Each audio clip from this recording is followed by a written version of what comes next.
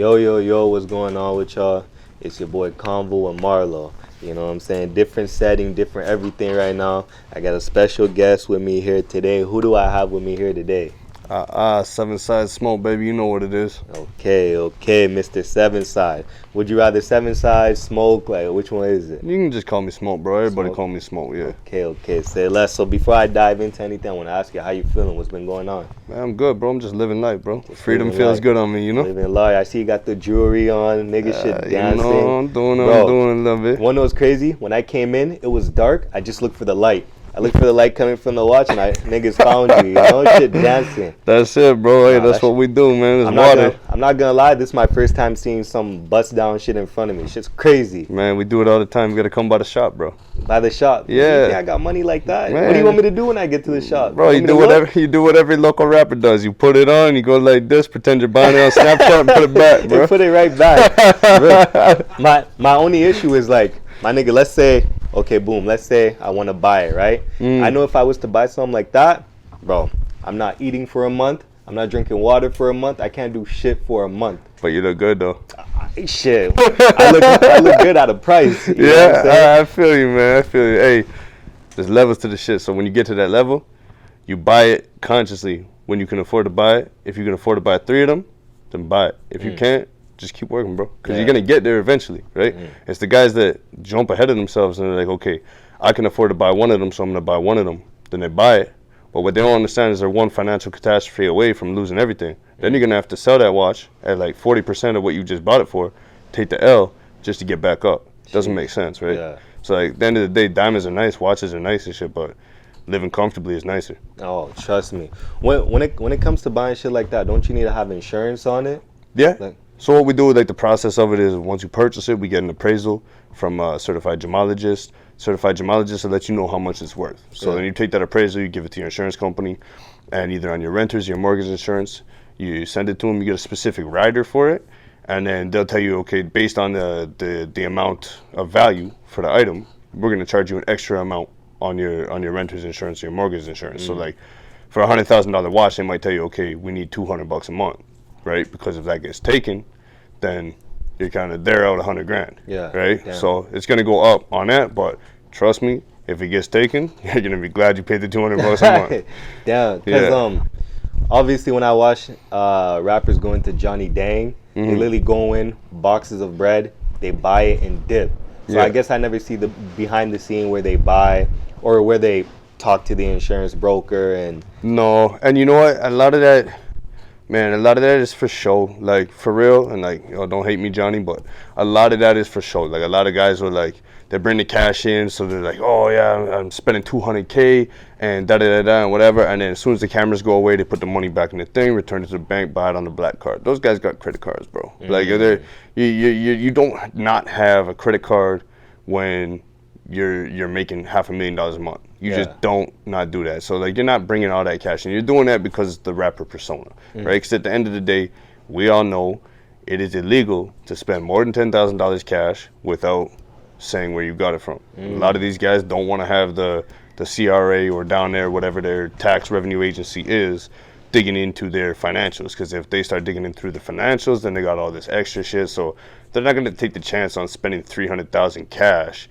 just so that now they got the fucking IRS or whatever their shit is coming in like, okay, now we want to see your records, we want to see all this shit. Like, that's just for show, bro. It's just a movie. No way. Yeah. I wish you never told me that shit. It's just a movie, bro. That shit's just cap. Yeah, a lot of it is, bro, because it's like, why would you spend $300,000 cash? Like, what's the difference between $300,000 cash and $300 on the credit card? Because you can spend $300 on a credit card, pay it down, up your credit rating. Now you can buy a yacht. Yeah. Right? But if you spend $300,000 cash, it doesn't benefit you anything.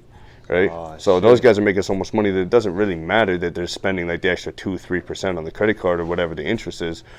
Their main goal is to up the credit rating. So once they get to like a 700, 750, so once they get to like a 700, 750, 800 credit rating, right now that puts you in the ability to purchase like not just like luxury vehicles and stuff, but you can now purchase like strip malls, you can purchase apartment buildings, like you can literally go back to the hood and buy like the apartment building you grew up in. Yeah. Right? Yeah. So investment shit, right? So instead of spending the cash, spend on the credit card, pay a little bit of interest, up the credit rating, Now you can buy investments because the bank knows that you're good with your money. Yeah. Right? So it's like, that's why like a lot of these guys, they're not stupid, bro. Lil Baby, not stupid. Like, he's smart. He's super smart. Lil Durk is not stupid. He's smart. Like, these guys are making money for a reason, because anybody can get a bag. You can make 100 grand, but can you make that 100 grand into $1 million? Like, that's the difference. And if those guys have managed to take 100 grand and turn it into $1 million and turn that into 10 million, they either have somebody beside them who's super intelligent with the money,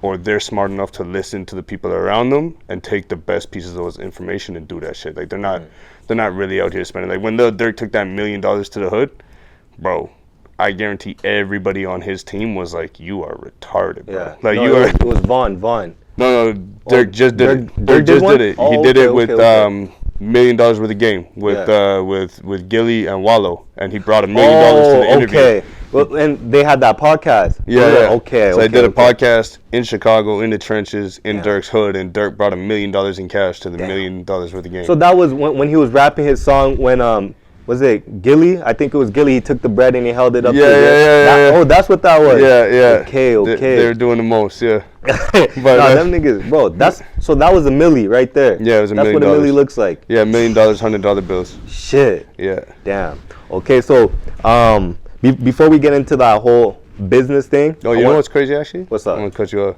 Go ahead. I did a song with Lil Durk in 2014. You're lying. Me and Lil Durk did a song. When he still had dreads. Yeah, but no, he had the fade back then. Oh, he had a buzz cut. That was when he had just cut the dreads off. That was when his cousin had just got killed in 2014. Wooski. Yeah, Newski. Yeah. I'm tripping. See, you know more than me. Yeah. Shit. So we did that track, and then that was at the time where he was kind of going back and forth with French on whether he was going to sign the Coke Boys or not. Okay. And he never actually ended up inking the deal, which was a good thing for him. But at the time, it looked like it was going to like close the back door on him because he wasn't really catching the buzz no more. And then when that deal kind of fell through, where he decided, no, I'm going to stay independent. Like, Dirk went through a few years there where like he couldn't sell no records. Yeah. Right now he's the biggest artist in the world, bro. Like it was at a point where I could get him on a FaceTime, and now it's like he wouldn't even remember my name. No way. Yeah, so it's like it was pretty crazy though. It's dope. Now seeing like Dirk winning. Yeah. Man, it's my best feeling in my That's world, bro. crazy, bro. You know where that shit could have took off. Yeah. Wow. Yeah. So how do you even manage to get tapped in like that? It was a random link up, bro. It was my homeboy had a bunch of features that he was like selling. Yeah. So he had like an A&R that was like selling features and shit. And then I just basically told him, yo, like, I want the feature from Dirk, because that was my favorite artist at the time. Chicago Drill was super hot. Yeah. So when it came with his contact info for his manager. So I hit his manager and just managed to get it up. Yeah. Sheesh. Yeah. So how much do you think it would be now? You know what I'm saying, to get tapped in with someone like that? Dirk, man. Dirk's almost like, it's almost like a Drake thing right now with Dirk, where like, if you come with the right price tag, he might do it, but it's like he doesn't need to right now. Yeah. Like, it's more like, I feel like Dirk is giving out features to the guys that he wants to see win, the people in his circle, and like, cause he's gonna devalue his brand. If I come to you and I'm like, oh, I got 100K, do a feature, but there's no purpose for you to do the feature, and you don't need the 100K, you're just gonna devalue your brand, right? So if I add a value to you for some reason, you're gonna take the money and deal with me on the feature because it's gonna be an added value to you. But for a lot of guys, like, you got guys with money all over the place that want a Dirk feature, but it's just not smart for him right now. Yeah. Every song he's hitting out the park, bro. Every song. Yo, Dirk, Drake, Baby, you have them on a song, It's crazy. you're up there. Yeah. Fucking Drake had a random ass feature with Smiley. This guy's percentage and everything just went up. Yeah. You know what I'm saying? And if we're gonna be real honest, like, again, no hate, but like, I can't. There's not a damn Smiley song I can listen to, bro. I'm not really like, I kind of knew who Smiley was, but not like that. Yeah. But like, I swear I'm the only nigga that'll ever say this, but like, the song actually went kind of hard. Smiley and Drake. You didn't fuck with Smiley part at all? Not really, bro. But you know what? Here's the thing: is I don't really like the offbeat shit. You know what I mean? Like the Blueface, and like that's who I really kind of like put in the same category as Smiley, is like Blueface and that kind of stuff. Yeah. And it just like, something in my brain just don't click with it. I just don't like it. It's not that I don't fuck with Smiley like as a person. Like, he's got style. He's out here. He's killing it. He's on the right team. He's signed with OVO. And like, he's doing his thing. Like, you can't take none of that away from him. Yeah. But for real, like if we're talking just like musically and we're putting it on, I'm not putting it on the car. Yeah. I'm just not, because it's bugging me. Ain't it crazy how like that's the new thing now? Being off beat. I remember being off beat was like when Blueface first came out with his shit. I forgot what Slippin' or whatever it was called. I can't remember. What was it Crippin'? No, Slippin' came after. Man, I can't remember. I can't remember what it was. But whatever it was called, when he came off, I remember everybody was clowning. I'm like, bro, no way, this is it. And it took out though. And then it went to World Star, and then it went to DJ Academics, and then now look, now this guy's everywhere, damn near everywhere. There's a Blueface song where he actually half sings with autotune, and it's a remix of a Mo 3 song, and he's on beat perfectly. Outside. Yeah, and he's on beat perfectly, and he sounds so good. And I'm like, you could do this the whole time. He could. You're purposely trying to be on beat. I guess it's like it worked. You know what I'm saying? Why try to fix something that isn't broken? Somehow, some way, it just worked. Yeah. I couldn't tell you how. It just did. You know? I don't know, bro. It definitely worked for him, though. Oh yeah. It definitely worked. I can't see that shit working out for anybody else. No. I just can't. No, if I tried to do that, I'd be run off. Oh, bro. fuck that. I'm not even me. I don't do rapping. I don't do none of that shit. But bro, I'd at least try to stay on beat because I feel like that's the point. You know what I'm saying? So I don't get how that became the whole new thing. Bro, that shit. I don't know, man. That shit's played out. Yeah. But you know what I'm saying now. So we're gonna be diving more into that just in a bit. But right now I want to get to know like what's your background? Like you as a person. Like where are you from? So my pop's French Moroccan. My mom is like, she's white. She's like the kind of white, like when you ask her like what she is, she just says white. Just white? You know what I mean? Like the kind of white people that you're like, what are you? Like, I'm white. Yeah. Like that kind of white, you know? So my pop's French Moroccan. I never met him. I only met him like one time when I was young. And that was it. My brother's dad raised me. And my grandmother raised me. I recently lost her a couple months ago. I lost her and my brother in the same month. Same month? Yeah. Oh man. Yeah. So that was. Damn. Yeah, that was a. It was not my most productive month. Yeah, bro. You know. Like that. So, but yeah, that's basically it. So. Yeah, it was a rough time, bro. Yeah. Well, most def. Yeah. So have you you born and raised in E-Town? Yeah, born and raised Northside. Went to school in St. Albert, so I was kind of back and forth. My grandmother lived in Capilano, and I went back and forth from like Capilano to St. Albert every time I was with my brother's dad, and then I went to school out there, which was kind of like a crazy experience because like we were fucking poor, bro. Yeah. Like, we didn't have shit, you know. So it's like even when we were living out in St. Albert, it's like, you know, they got money out there. Everybody got money. Kids are pulling up in like high school, like brand new Benzes and shit, 16 years old. And it's like, so that really like instilled in me. I was like, okay, I'm gonna have to get to this money somehow. And it's not the way they're getting to it. Yeah. So that was kind of where it all began for me, where I was like, man, there's really money out here in the world. We just got to go get it, you know?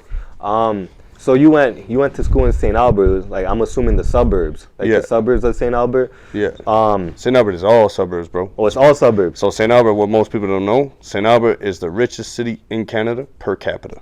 So they have more money per household in St. Albert than any other city in Canada. That makes hella sense because the mindset I had is, you know how every city has that just one broke area. Yeah. Like how E-Town, there's Rogers Place. Oh, Rogers Place right here. There's Rogers Place.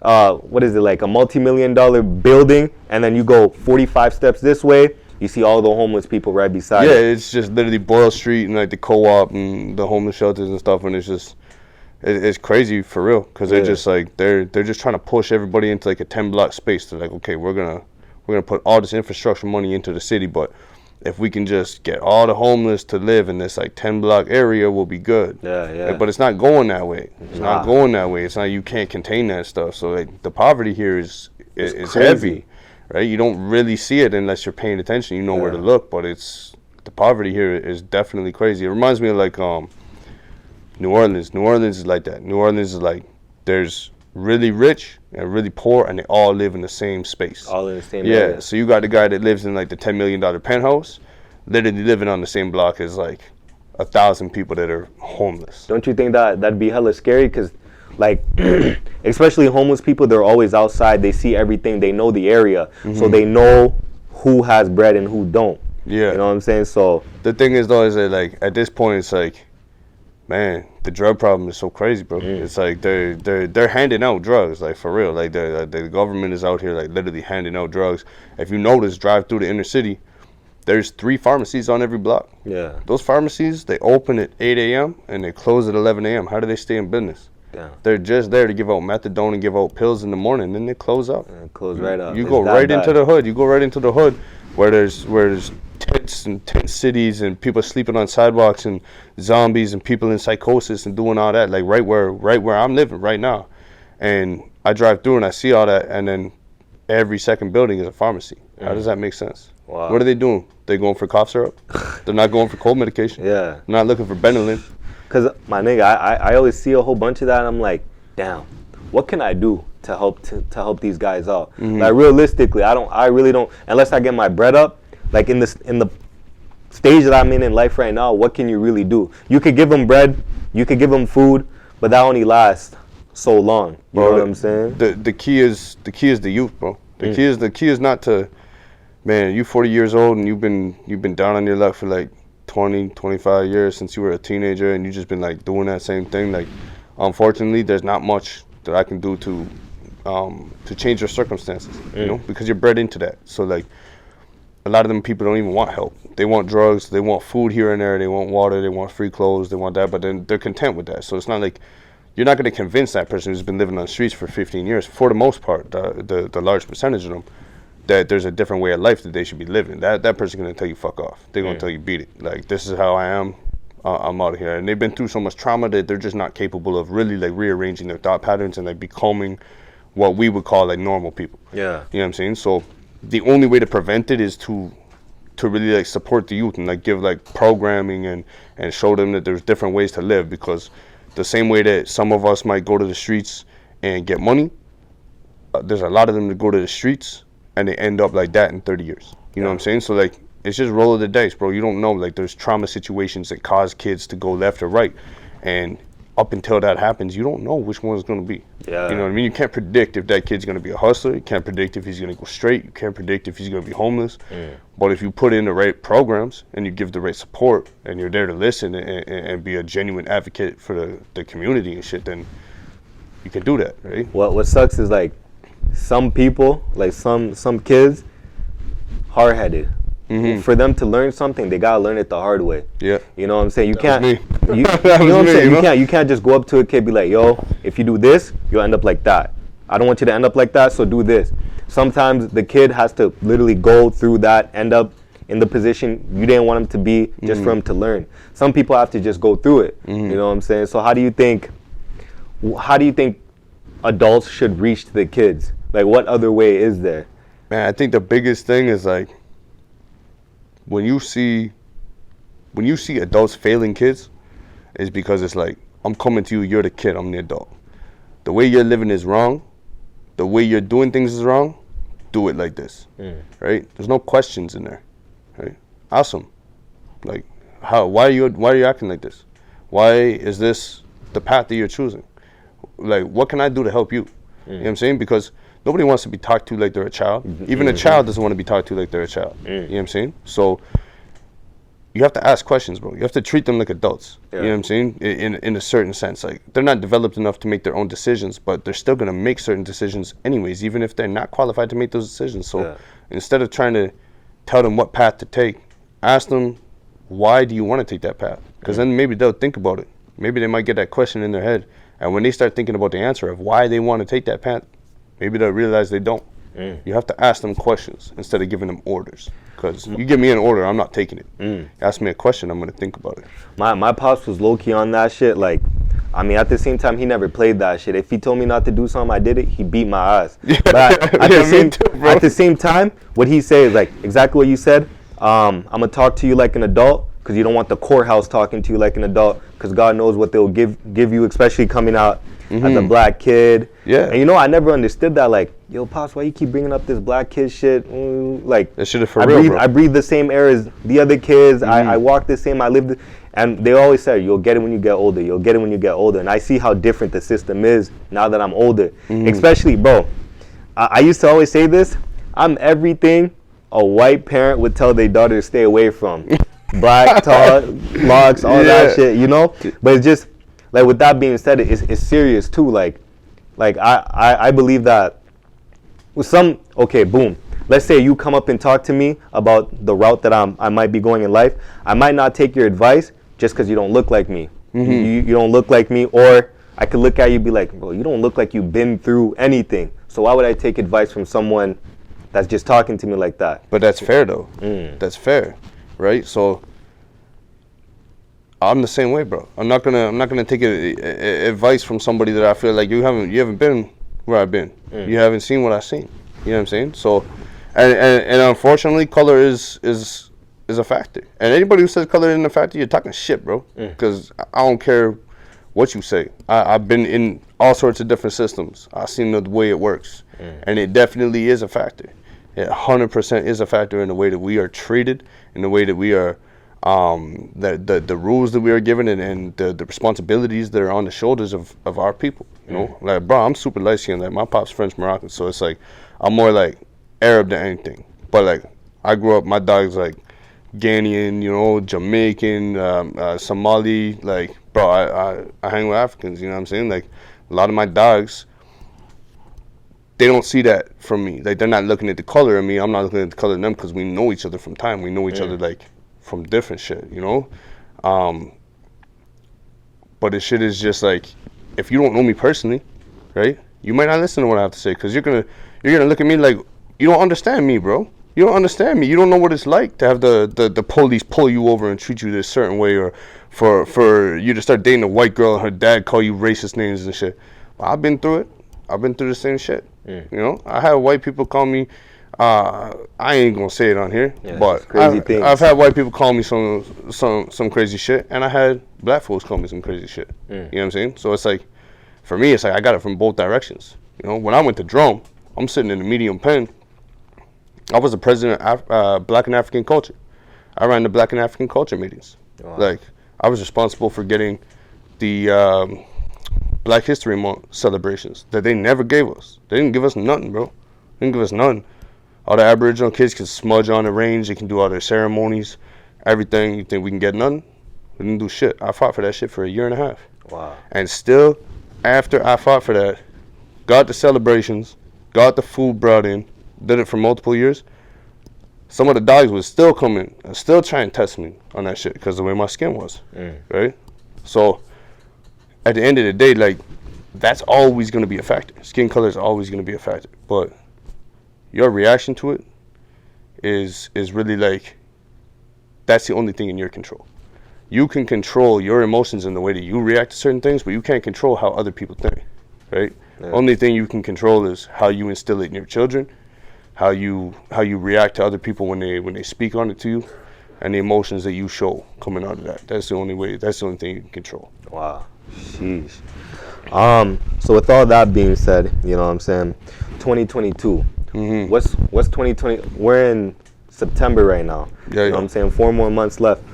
From January to now, what's this whole year been for you, business-wise, music-wise, like your whole life?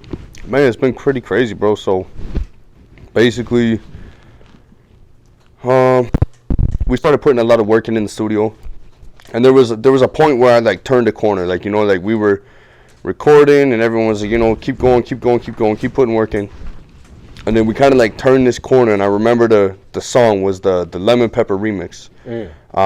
So I hit that, and I was like, okay, I like this. This sounds good. I kind of like got a little style on it, and I started showing some of the dogs, and they're like, oh, this is it. So I kind of like caught on like that. So what we've been doing is we basically just been in the studio. I'm over at Soundproof with Chubbs. Me and Chubbs are basically locked in on that shit, and we've been doing enough work over the last year that we got about like 5 or 6 mixtapes like ready to go. So we're mixing and mastering one at a time, getting them ready. Tape 2 comes out in 2 weeks, and we're doing a series. So my brother is a video director, right? And he's kind of taking over doing some little videos for me. So we got like in studio videos and just one shots, really cool, like quick content to put out. And so that's Anthony LaRose, right? That's my dog, and we're putting those out every week. So our goal was, once we start dropping music, we're gonna drop a tape with 7 songs, and then every week we're gonna put out a video for it. And the week that tape is done, second tape drops.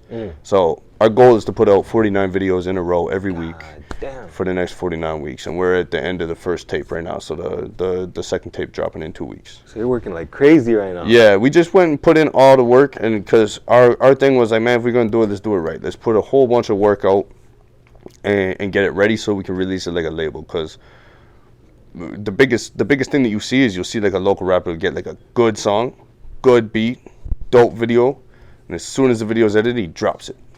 No marketing budget, no way, no plan on how to put it out. It's just for attention, right? Because everybody's like kind of like, yo, if I just put it out, eventually it's gonna make its way to the right ears. It's not factual. It's just like, has it happened? Yes. Is it the best way or the most effective way to win? Absolutely not, bro. You're not gonna do that. Like you're not just gonna put out. There's no, the era of like Soulja Boy is like done. Like you're not gonna put out a song on YouTube and have a music exec hear it and be like, I'm signing you, flying you to Atlanta. It doesn't work like that no more. Yeah. Because there's so much music on the internet. Everybody and their dog is a rapper, bro. Everybody and their dog is a rapper. You know what I'm saying? So it's like, in order for you to stand out, it's not about the music anymore because there's a lot of good rappers. Yeah. In order for you to stand out, you have to be a good businessman. So instead of focusing all on the music, you got to focus on the business side of shit. How can I make a profit? Because there's a lot of guys making $100K a year off music. They don't have to have a day job, that are just making music.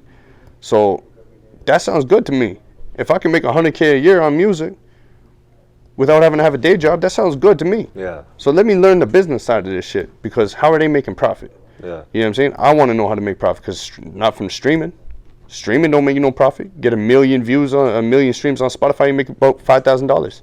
That's it. That's about it, bro. Yeah. They pay you like 0.003 cents per stream. So it's like, it's nothing, bro. Like it's garbage. So streaming is not the way, right? Yeah. So that's like, for any local rapper, right? That would be my biggest piece of advice, is like, hone in on the music, find your style, do it well, do it better than anybody. But the music is not what makes you stand out anymore. It's the business. If your business sense is on point and you're capable of creating a profit, that's what's going to attract major labels to bring you in on shit, because they want to know. Gone is the day of the artist that just signs $1 million deal and goes out dancing around on stage and makes them all that money. They need to know that you are smart enough to bring in the money yourself, because the 360 deals are a thing. So they're just going to give you the money until you spend it how you want it, but you owe it back. Yeah. So if you go spend all that money, you owe it back to them. In one sense, they win, because you still owe them. You still got to pay them, but you can't squeeze no blood from a stone. So they want to know that you're smart with business, because they do want their money back, right? So that's just kind of how it is, bro. That's why whenever I see a lot of artists posting up randomly on what's it called, on IG, like Fetty Wap was one example. He was posting up, yo, I'm stuck in a contract, they won't let me go. Apparently I owe this, I owe that. It had me thinking, because I saw way too many artists at that point like saying, why is everybody stuck in a contract but no one could get out? But then exactly what you said came to mind, like, how did you spend the bread they gave to you? Because the way I know business work, they don't give you things out of the kindness of their heart. They want something back. You know what I'm saying? If a business signed you for $2 million or whatever it is, you gotta give it back some way, somehow. You gotta, they gonna want it back at some point. So I never understood, like, whenever I see niggas saying, yo, I need out of this contract back, now it comes to me, what did you do? You know what I'm saying? But at the same time, with that being said, I understand, like, some contracts are really just fucked up. People sign it just because Here's the thing, bro. Here's the thing, exactly. You can't give a loaf of bread to a homeless man and expect him not to eat the whole thing. You know what I'm saying? So it's like, on one hand, there's a responsibility of the label to know who they're giving their money to. And on the other hand, there's the responsibility of the artist to be able to spend the money properly, right? So if you have an artist that doesn't know how to spend his money properly and the label doesn't really give a fuck, they're going to give you the money and take the long shot. The artist is going to be the one who gets screwed up, right? So that's where you see like guys like French Montana, right? French Montana had every record label in the entire United States. They wanted to sign him. They wanted to throw money at him. You know what I'm saying? But French knew. He held the leverage on that shit because he knew he built his network. Nobody else built his network. He was one of the first that got a 360 deal where he went to Diddy and he told Diddy, you know what? I will sign with you. but I want an unlimited budget basically, and I want to spend it how I can spend it. And Diddy said, you know what? I've seen the way you move with money. I've seen the way you build your network. Here's a blank check. And look what happened with French. Because French was smart with his money. He was capable of doing it. But then, again, like you said, you get artists like Fetty Wap. You get an artist that basically was starving. And then they give him a whole bunch of money. He spent it on Maseratis or T-Pain. T-Pain. Arguably the biggest artist from 2001 to 2009. The biggest artist in the world for like an 8-year run. Yeah. And he's going on an interview talking about he couldn't afford Burger King for his kids. Bro, do you know how bad with money you have to be in order to have made that much money and not be able to afford Burger King? It's a $6 value meal. Like, we're talking about like you managed to blow more money than any of us have ever been able to possibly comprehend inside of our mind. You managed to blow it. So, in that sense, like, because T-Pain was signed to Akon, right? So T-Pain was signed to Akon, and Akon basically did what every like slimy label exec was slimy. ever has done. Oh, he's super slimy, bro. Wow. Akon is super slimy. Yeah. And Akon, suck your mom, man. You put 6ix9ine on the remix of Locked Up. You heard that? You put 6ix9ine, yeah. Suck your mom, No pussy. way, I forgot that shit. Yeah, weirdo, bro. Weirdo. And that's the thing, bro. Akon made his millions off the streets, bro. One of Akon's first songs I ever heard was on Rough Riders Volume 4, Better Days. Yeah. And that was a classic. And he blew faster than anybody. He signed, Akon signed Lady Gaga. He owns Lady Gaga, T-Pain. Bro, go after this, go do some research on the artist that that Akon broke. Yeah. It's crazy. Wow. But he's slimy, bro. He's slimy. And so what he did was he basically like put T-Pain in like this contract that was like this crazy contract that was never going to be able to be possibly fulfilled without T-Pain like doing the most. And then T-Pain also was just like, he's not, I wouldn't say he's like from the trenches, but he's from poverty. He didn't have money. He's from fucking Tallahassee or some shit. You know what I mean? Like, he's from the dirt, bro. So when he got that money, like, he's buying Bugattis, he's buying yachts, he's buying like $1 million chains and stuff. And like, instead of Akon like stepping in and being like, hey man, like, chill out. Let me show you how to build this for real. And I'm going to build you into the next Akon because I want you to be successful too. I don't want to, you know what I'm saying? Yeah. He didn't have that because it was in Akon's benefit that T-Pain spent the money and couldn't pay him back. Because then Akon makes all the interest. And Akon knows that T-Pain's buzz isn't dying down anytime soon. So he's going to keep feeding the money, watching him spend it stupid. And then by the time T-Pain's expiration date comes up, because with that kind of music it always does, when his expiration date comes up, now he owes all this money to Akon. He can't pay it out. So now what is Akon going to do? Akon's going to keep all his masters. He's going to keep all the money. And he's going to let him out the contract. But T-Pain's going to come out of the contract broker than he came into it.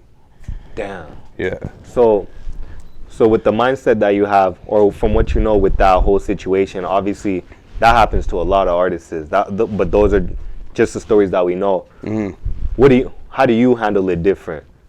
Bro, to be honest, like, I'll be 1,000% honest. I haven't been approached by any major labels at this point. Very, very, very new as far as this shit. Like, before I got locked up, I was supposed to go on tour with Race from Murd. We had like 10 dates in Canada, 10 dates in Europe, and we were going to open with Nicki Minaj here in the Rexall Center.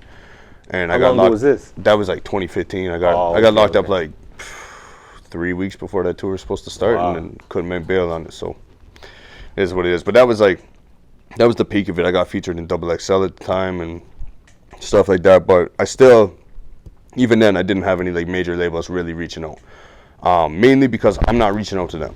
I'm not attempting to attract a major label record deal.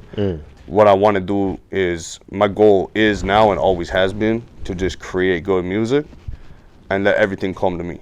And then I can choose, because just like how I was talking about French, how he built the leverage, if you go into a deal with no leverage, then you're basically just asking for scraps. I'm not trying to go into a deal with no leverage. I want to build the leverage first. So if I can build it to the point where you come to me and you start asking me without me having to ask you first, now I got a little bit of leverage, right? Now I can use that. If Sony comes to me, Warner Brother comes to me, I can play them against each other. I can see what I got going on. But honestly, I got a good team, bro. I got Dow Jones. Dow Jones is my DJ. He was Mad Child's tour DJ. He has like countless mixtapes that he created that are on Dat Piff, like, because he was doing it back in the day. Shadyville DJ. He was a host of Shady 45. Yeah, close to DJ Hookah and stuff like that. So that's my DJ. My video guy is Anthony LaRose, very close with like guys like Slane, Fredro Starr, Jadakiss, Chic Luch and Styles P. Those are like, he can like literally reach out and call those guys. So I've got like a good team behind me as far as like management wise, and we all agree like, let's just build it, see where it goes, and then we can reach out and see that shit once we have some leverage. Because I'm not about to take no fuckery deal, bro. I just keep that shit independent. Yeah, it sounds like you know way too much to just blindly sign something. Yeah. You're not into that. I ain't doing that shit. You see a lot of guys like Tory Lanez a good example. Tory Lanez signed with Sean Kingston for $60K advance. Wow. Because he was just like desperate for the deal, which is fine, because you know what, at the end of the day it actually worked out for Tory. But if you look at all of his like earlier music, his masters are all owned by somebody else. Yeah. Right? He came out of the Warner Brothers deal like 2 years ago or something like that. And man, you can see that he dropped the New Toronto 3 was the last tape he dropped under Warner Brothers. And that was a nightmare for him, bro. Warner Brothers was a nightmare. He thought Sean Kingston was bad. That was even worse. Warner Brothers was worse. Warner Brothers bought out his contract from Sean Kingston. There was a whole back and forth between him and Sean Kingston. Eventually they became cool again, or whatever their personal issues are. But then he got into the Warner Brothers contract, and that was like nightmare, bro. They wouldn't put him on the radio. They said he didn't qualify for radio. They didn't push a lot of his projects for him. So a lot of the reason why Tory Lanez is so successful right now is because he was forced to have to learn how to do that shit himself, because they wouldn't do it for him. They were taking money out of his advance. They were doing all sorts of slimy shit. Yeah, they were. They were do all that. They was killing his tours. Yeah, man, you get locked in with the wrong people. They could do all that slimy shit. They can do all that stuff, and they disguise it legally, where it's like they can actually do it to you. And a lot of us, like, I don't know about you, bro, but like, I might do something to you, but I don't know how to do it legally. You know what I mean? Those guys know how to do it legally, and then all of a sudden, before you know it, you're going into the boardroom talking about you robbed me, and the guy's like, actually, no. If you look at section 32, paragraph A, you know what I mean? And you're like, you know, now you gotta, you know what I'm saying? So it's a different level of it's a different level of slimy. It's like not the slimy that we know. It's a different level. So yeah, Tory Lanez is a really good example of signing a deal out of desperation and getting locked in for like years. Now he's independent, man. He made $1 million in 60 seconds, like last year. What he did was he released a song as an NFT on his own website that sells NFTs, and he released the song for 99 cents. And now you can never stream this song, and the only way you can listen to it is if you purchase this NFT, and the NFT can only be transferred through an official NFT website. Yeah. So you can't even just, like, if I buy it, like, for you to hear it, you have to be my homeboy, and you have to, like, come over here and let me play it on my phone for you, right? Yeah, I can't even download it and send it to you, because it's like that. So he released 1 million copies of this song for 99 cents each, and they sold out in 60 seconds. Sheesh. He made $1 million. And then he created a website where his website will trade his NFTs. So now I bought 10 of those for $10, right? Yeah. I got 10 of them, and now everybody else wants them. I can go load them up on Tory's website and ask whatever I want. I can say $20,000. So if you're a big enough Tory Lanez fans and you got the money, you're getting that. You might pay that $20,000. Yeah. Right? So not only is he helping himself, but he's helping you. And by helping you, he takes a commission off the NFT sale of like 3%. Yeah, there's money everywhere. Now he's getting that money, right? Tory Lanez is not stupid. There's money to be made everywhere. But that's because he got locked into those deals, and he saw all the money he had to pass up in order to get there, and he became much more intelligent than the average man based on the fact that he had to go hungry for a while. That's the thing. I feel like some people just have to be in fucked up situations, learn from it, and then once they learn from it, they're like, okay, I know what to do to never get my ass back here again, and you know what's crazy is that there's some people, just like you said, they have to be in that situation. They have to climb their way out the hole. And there's the same stupid motherfucker that'll fall in the same hole 20 times, and you can't tell them shit. You can't tell them shit. It's I don't know what it is about the human experience, bro, but some people just never get it. Some people get it the first time. Okay, let me ask you this. Like, keep it 100. You think he shot her? You think he shot Meg? No, fuck that. Free Tory. you, Free my dog. You don't think he shot her? No, fuck Then that. who Free my shot her? dog. Who you think shot her? Bro, you want my theory on it? What's up? I think Tory Lane's innocent and Meg Thee Stallion's a fucking liar, bro. This is what I think. I think Meg Thee Stallion went off on some bullshit. I think Tory had to stick on him, maybe. I don't know. Don't quote me on it, because, you know, I don't know if he's legally allowed to have one down there. If he's not legally allowed to have one down there, he didn't have it. He didn't have it. But at some point in the altercation, which was definitely caused by Meg, it sounds like you haters, bro. A stick was produced, and I feel like a shot came out of the stick at some point by accident, hit the ground, splintered off, something hit her in the foot. Because we just saw all the evidence that came out in the court, right? We just saw the evidence that came out in the court where the ballistics expert said, hey, listen, this is not a direct shot to the foot. You didn't get shot in the foot. A bullet hit the ground, splintered, and you got shrapnel stuck in your foot. So nobody shot nobody in the foot. Bullet went off, hit the ground, shrapnel in the foot, right? And it's pretty clear that there were some issues between Meg, the other girl. Kylie Jenner was involved. There was all that fuckery. You know how females can get when it's like, oh, this is my man, that's your man, we're doing this, we're doing that. Like, man, there's emotions involved. Do I think Tory literally was like, yo, boom, I don't like the way you're talking to me? No, I don't. And if we're really going to talk about this shit, Meg Thee Stallion got 2 separate sets of charges on 2 exes that she has assault and battery charges on. Yeah. Tory Lanez has never been known for doing that kind of shit to women. So, I'm going to say one thing, though. They say short niggas are always quick, you know what I'm saying? Are always quick to anger. Yeah, you saying we are? We are. So you're short. I'm 5'6". I'm 5'6". But think about, bro, come on. This is the thing, bro. At the end of the day, I don't know Tory. I don't know Meg. I can't call it. That's kind of how I feel about it.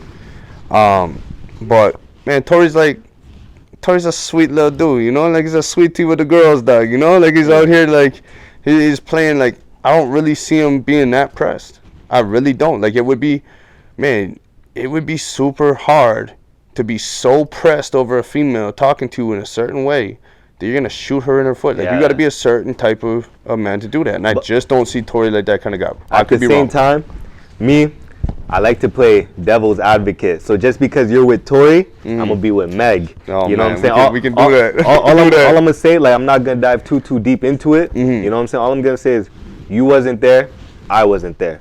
So she could be telling the truth for all we know. 100%. You know what I'm saying? She might have been the one to start it, but for Tory to wild out and the toolie or the stick pull came out. Because, yo, the thing didn't shoot itself. Yeah. You know what I'm saying? Somebody shot it.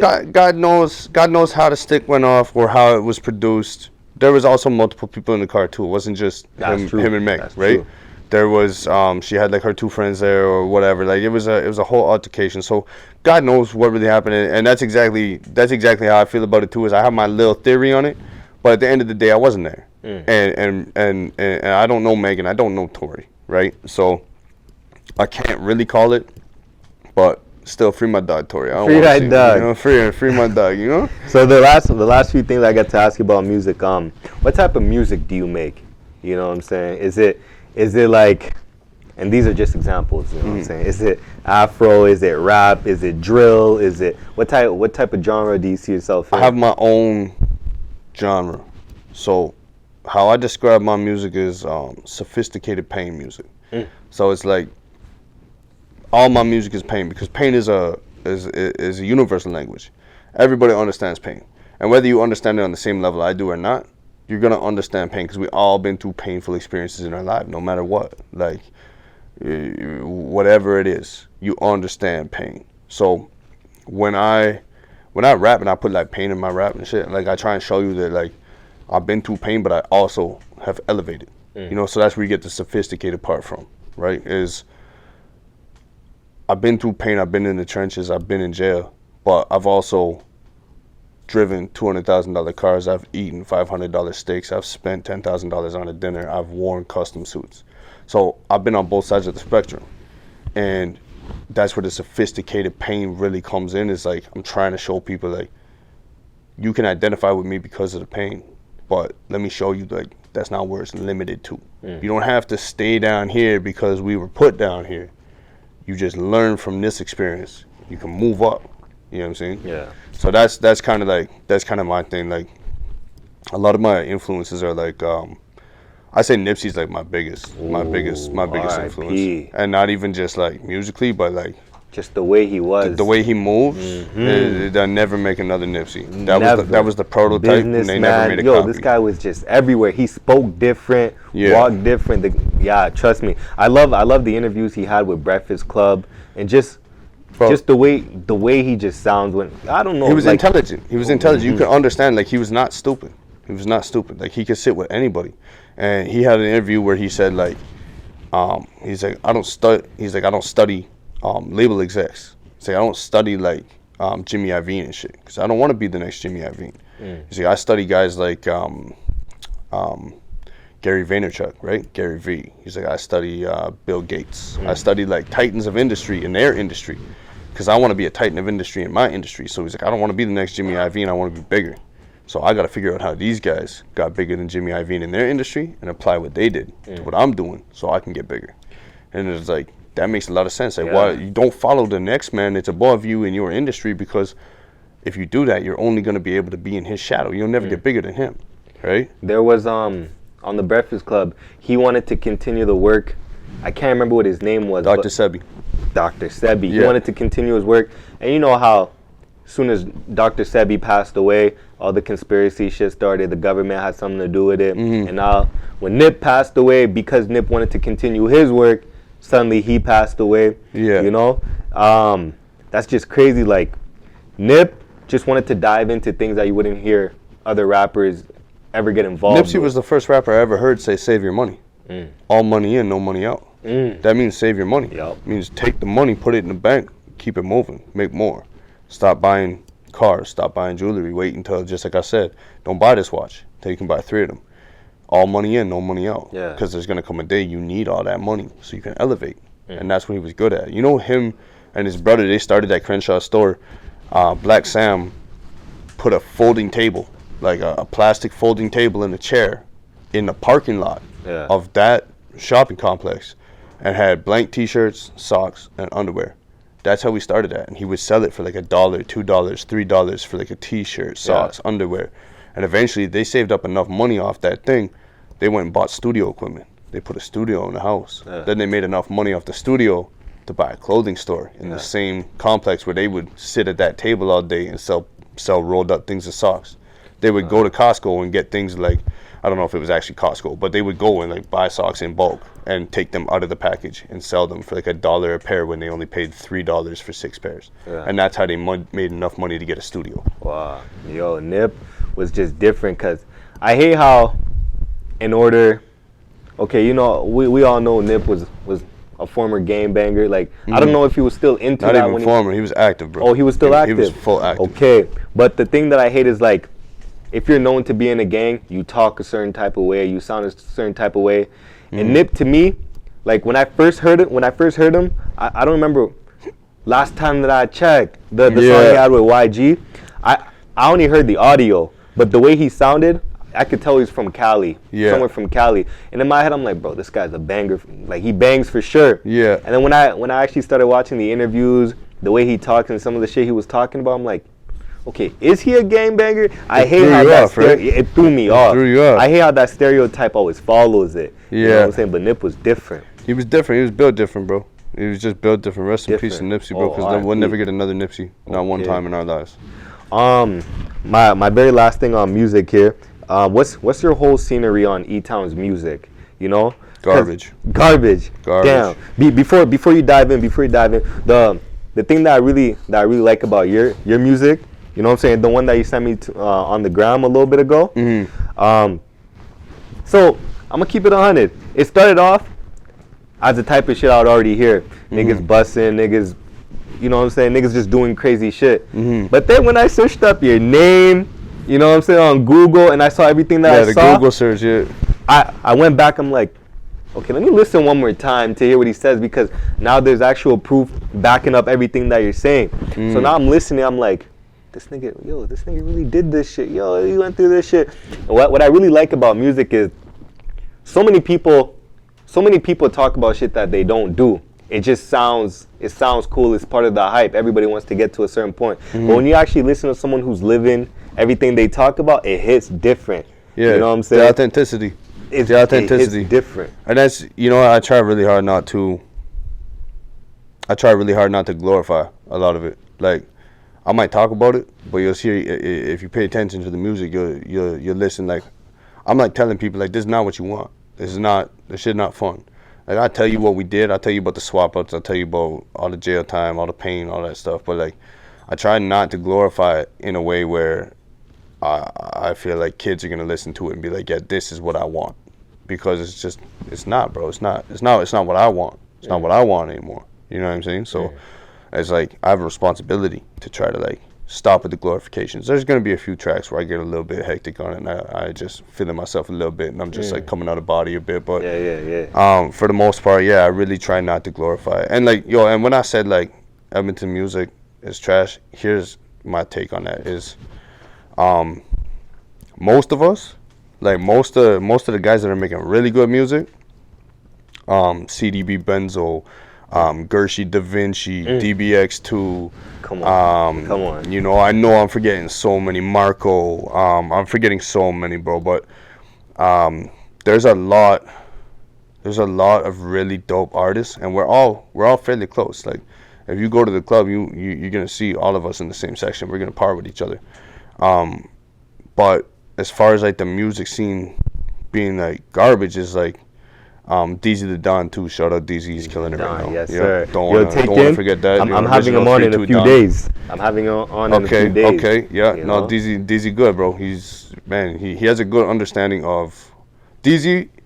Here's what I'm gonna tell you right now. DZ was the first rapper from this city to go viral. Yep. On anything. Yep. And I'll tell you that right now. He's the first rapper from Edmonton to get over 100,000 views on any video on YouTube organically, and nobody can ever take that from him. No, that's real shit. When I first heard about him, I don't know if you know him. It's a dude named Yet Show. If you ever, but he's the one that put me on to DZ the Don. And then I'm looking at some of his videos. It's like, his videos hitting 100K from 2012.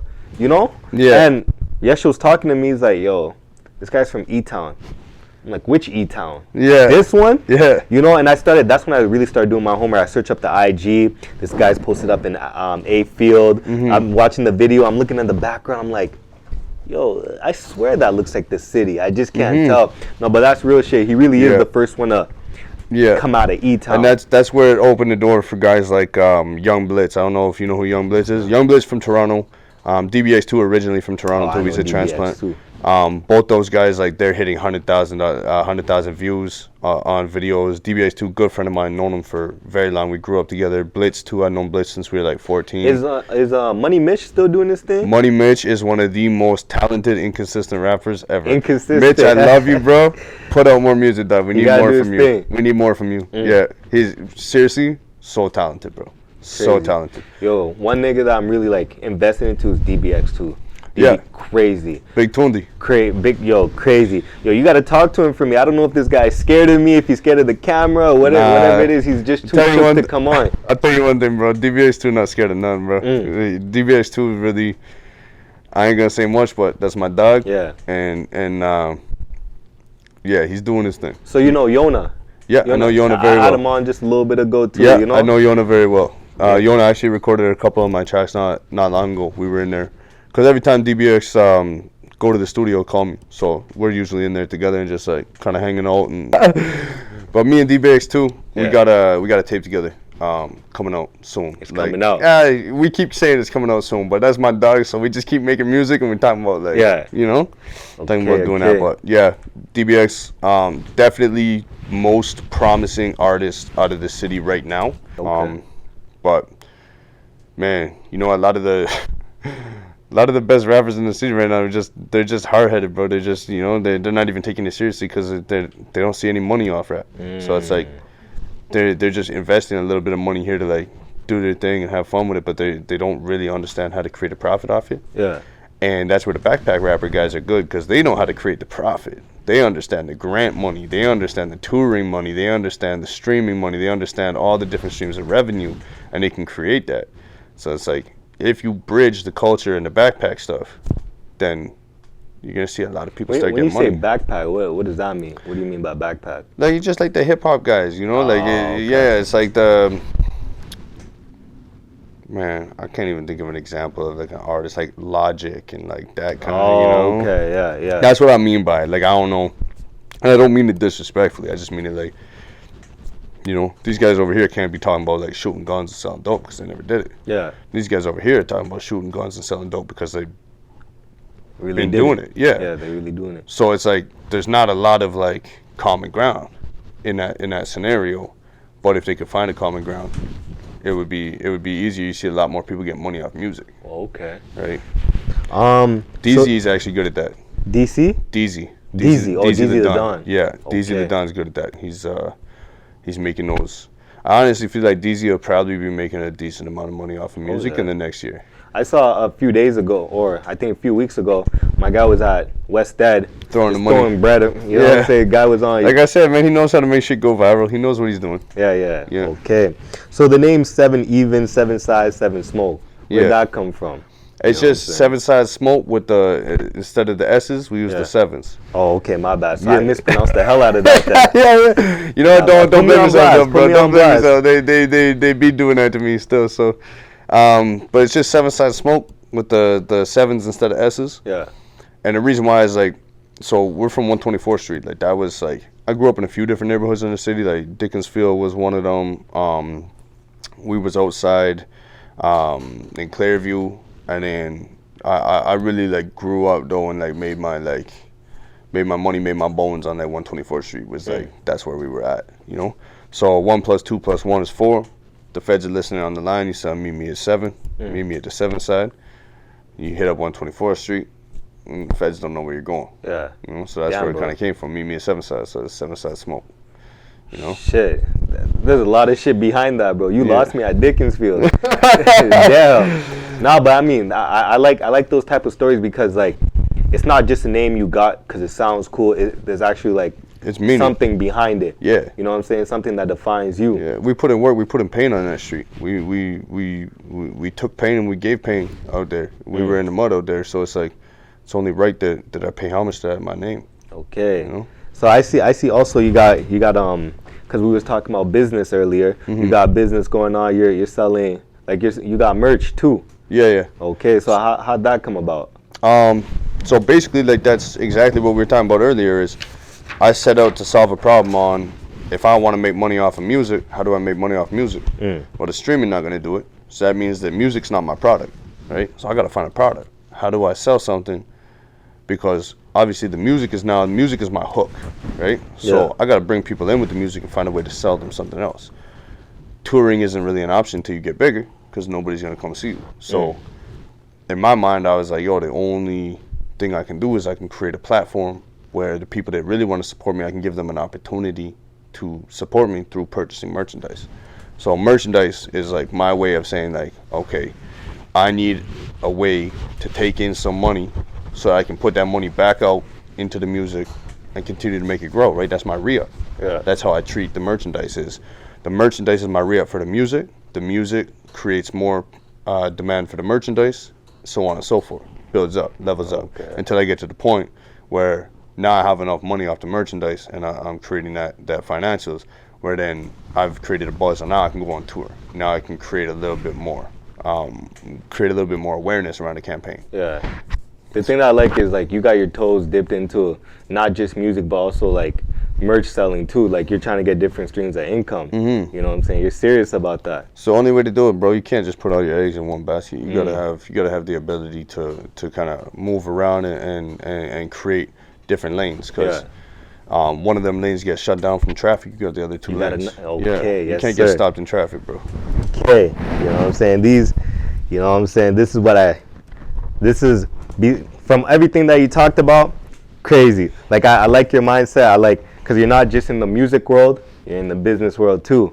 But now I want to dive into a whole different world. You know what I'm saying? In Sidebar, we talk, we're cool. There's nothing, you know, it's not like we talk about it. This will come back to life later on. You know what I'm saying?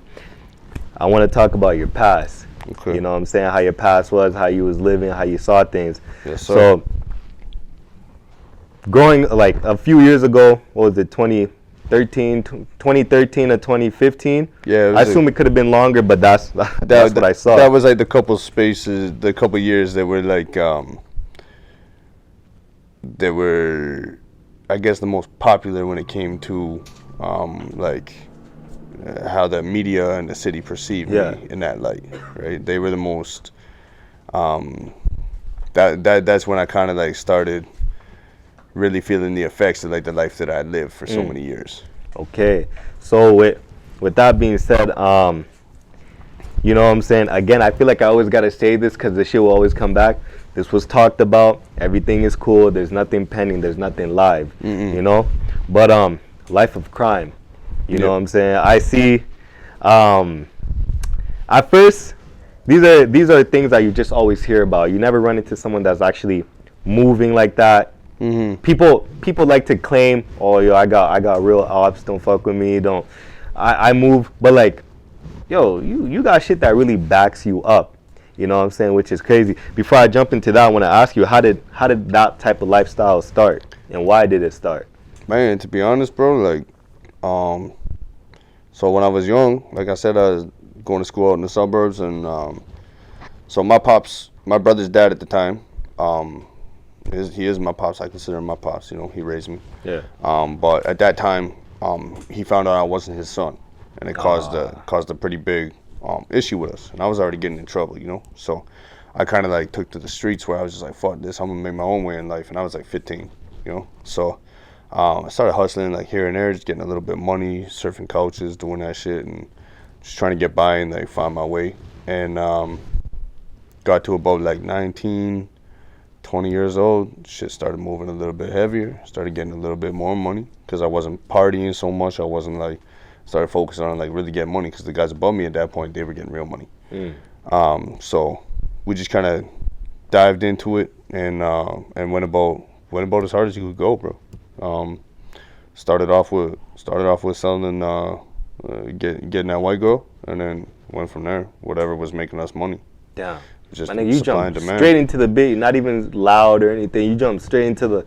That wasn't making enough money for me, bro. Yeah. That wasn't it, you know. So Oh shit. that was I was kind of in that like, well, we gonna do this because you know we gotta survive. And it went from survival to I want to live luxurious. And it went from living luxurious to 6x10 sell. You know. Yeah. So it went up and it came down.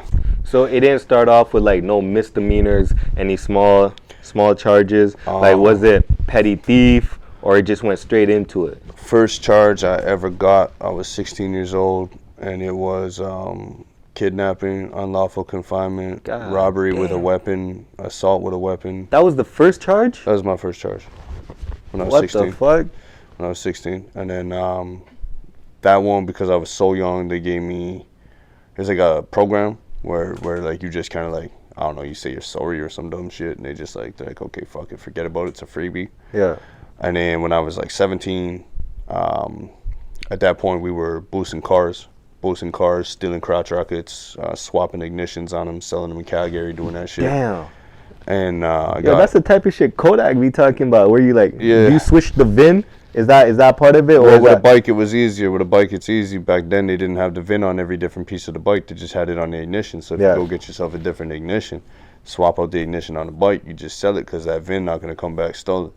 Right? So you swap out a bike from wherever, Kingsway Mall, whatever the fuck it is, pull up, throw it in the back of the van while the man's inside shopping, swap out the ignition, it's sold in Calgary the next day, you got it for free, sold it for $7,000 the next day, you're good, you know, you're coming up. So, but that at that time, we were doing that, and then on my spare time was just like jacking cars, stealing stereo systems, shit like that, and like reselling the stereo systems to people that we knew that would want to buy like high-end stereo systems. Yeah, and I got caught with I think it was like 30 possession of stolen property times 30, because they had like a bunch of stereo systems and shit like that in a van, and we got pulled over and Fucking ran up out the van. Police grabbed me. My boy tried to like hide under the car. They got him. Like, I gave it a good run, but they still got me, you know. So I got that one. I was on conditions for that for a while, and then when I was like 21, I got booked in the hood for possession for the purpose of trafficking crack cocaine. So they got me on that, just like a light case. I got it tossed at trial. So, you know, shout out Jake Chatty, beat the case, you know. That was we the lawyer? out there, we got it waxed, yeah. Yeah. Got that one waxed, and then about 7 days after that one got waxed, my door got kicked. I got hit with 10 zips of hard and a bulletproof vest. And when you say kicked in, like they did a whole sweep. Oh yeah, they did a sweep. Fez did a sweep. They were sick of playing with me, bro. Fez did a They sweep. were sick of playing with me. Wow. And then so yeah, they did that. They hit me with the 10 zips and the bulletproof vest. And then So you can't have a bulletproof vest. no, apparently not. Wow. God you learned knows. that the hard way. No, and they gave me a lifetime weapons ban for that shit too. Damn. Yeah, I can't even have a baseball bat in my car without doing 6 months if it doesn't got a glove with it.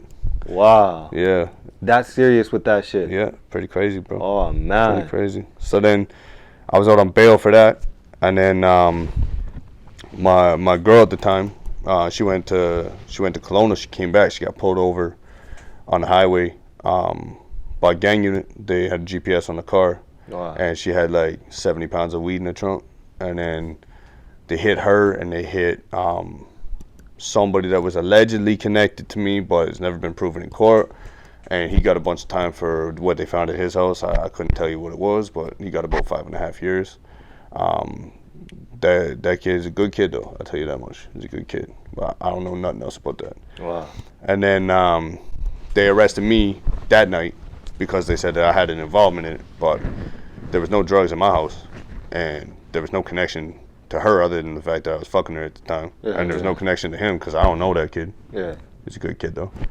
And then, so they let me back out on bail, maybe paid $20,000, Damn. $20,000 to get out on bail. They didn't even charge me with nothing.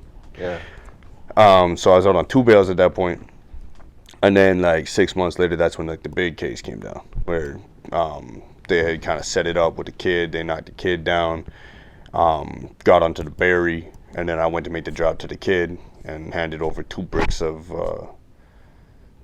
cocaine and 10,000 fentanyl pills to an undercover cop.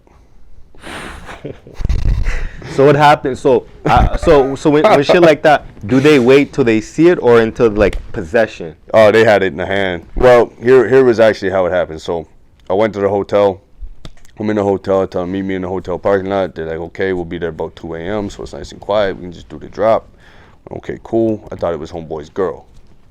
That was the setup, and it was a girl that I was talking to on the phone. So I had no reason to believe that it was anything different. And that guy had been dealing with us for 2 or 3 years. So it was like there was nothing out of the ordinary about what we were doing. And I walk into the parking lot after they hit me with the text to say, okay, we're down here. Walk into the parking lot, and I look around. I don't see none. Okay, cool, we're straight. Walk out in the parking lot, and there's only one vehicle in the back. And then all of a sudden I see the brake light get pushed. So the lights just go like a boom, boom, like a signal. I was like, shit. So I dropped the work because I know I'm either getting jammed or the feds are there. Yeah. So I dropped the work and go to start running. I turn around. I just get picked up by the throat by this big fucking tack dude. Fucking throat, like grabbed me, boom, slapped me down on my face. Damn. Fucked up my elbow, ripped my arm behind my back. I was in cuffs before I even knew it, dog. Damn. They just like picked the shit up off the ground, and that was it. I look up, bro, there's cops everywhere. They must have rappelled down from the ceiling. I don't know where the fuck they came from. Damn. I swear they're empty. The parking lot was empty. I swear to God. And But the thing is, 2 a.m. they probably blacked out. bro, they're Blacked coming out from everything. behind cars, under cars, like behind bushes. Like I didn't see none of them, bro. Damn. I didn't see none of them. So that was like, it's pretty crazy. They put some cases on me where it was like, even like when my girl at the time got pulled over, like they had rented the apartment across from my apartment, on the other side of the alley, because I lived in like a luxury brownstone at the time.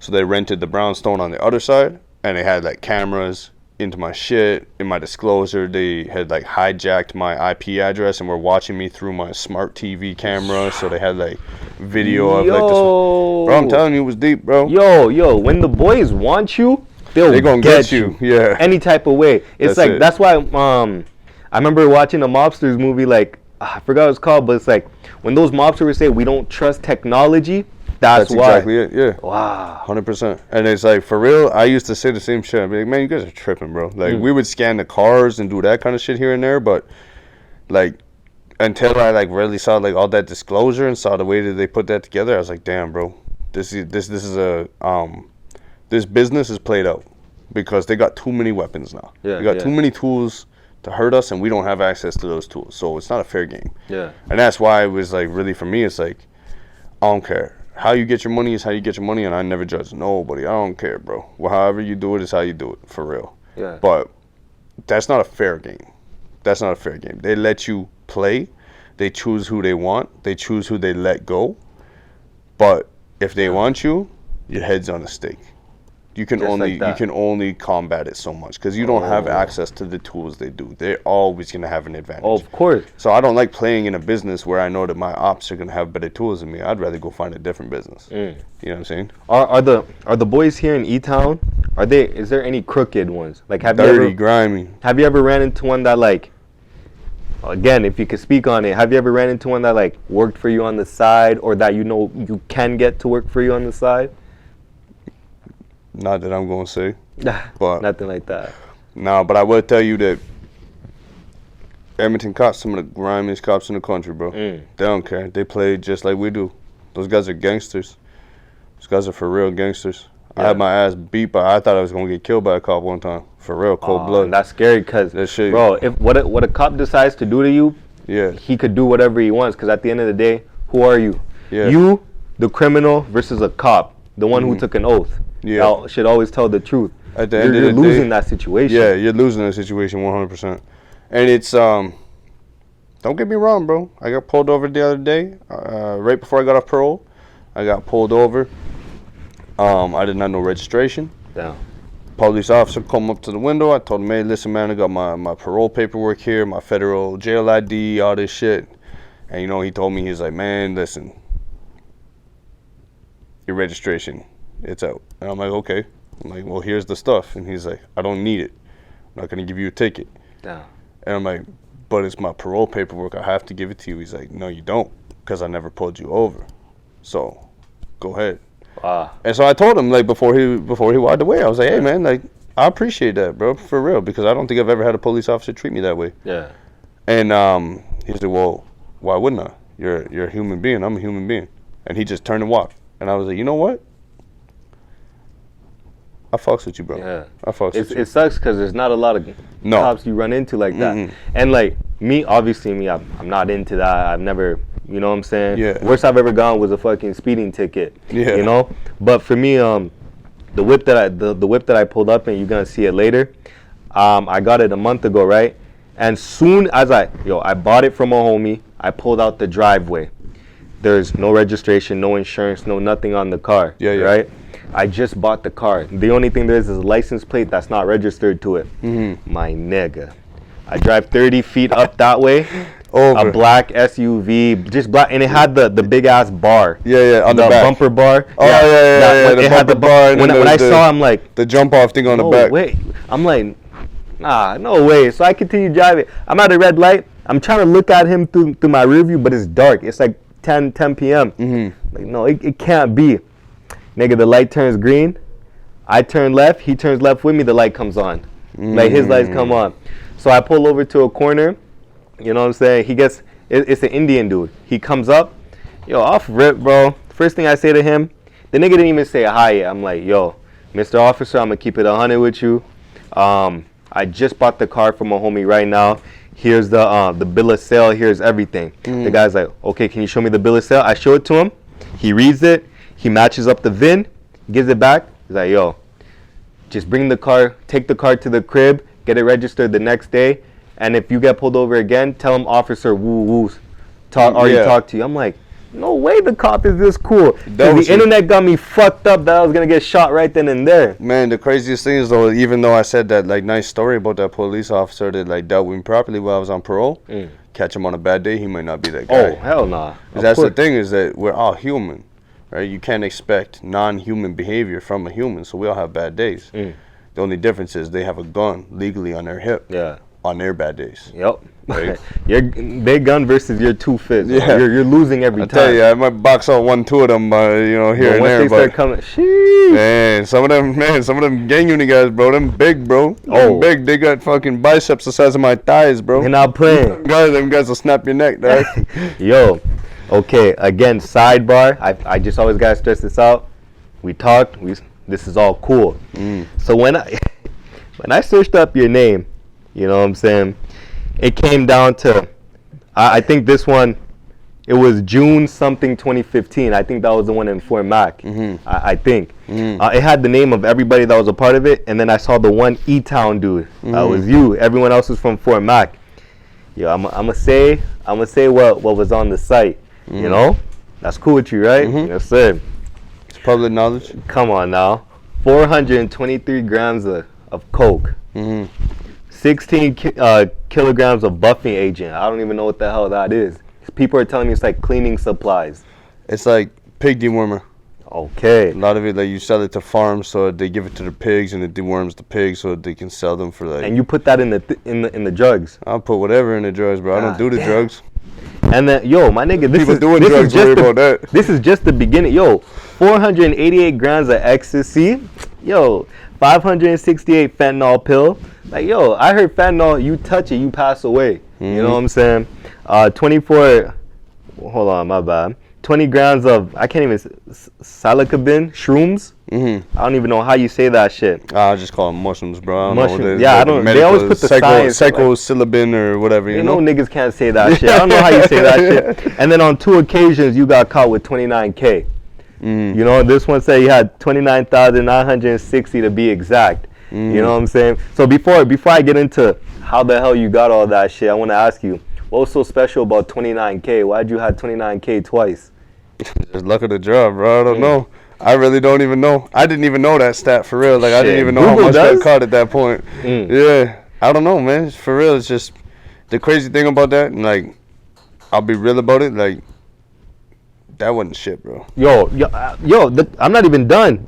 My nigga, you thought I was done? My nigga, this shit went in, and it was like, you had 6 luxurious cars that all got seized. They took it all away. They talk about a whole sweep, and when I think of a sweep, is like tactical uniform, the big ass boulder thing they used to knock down the door, and the cops with big ass guns are all like, you know what I'm saying, big shit. Just like you see in the movie. Just like you see in the movie. Just like you see in the movie, no different. A fucking, my nigga, a speedboat. Where'd you get a speedboat from? That wasn't mine, actually. That was one of the guys in Fort Mac. Oh, that was a different guy. Yeah, the speedboat was his. And there was a luxurious RV, you know what I'm saying? 2 guns, loaded rifle with the legal clips, and a shotty. A whole fucking shotty. And then that was the second time. It wasn't 29K, my bad, it was 23K.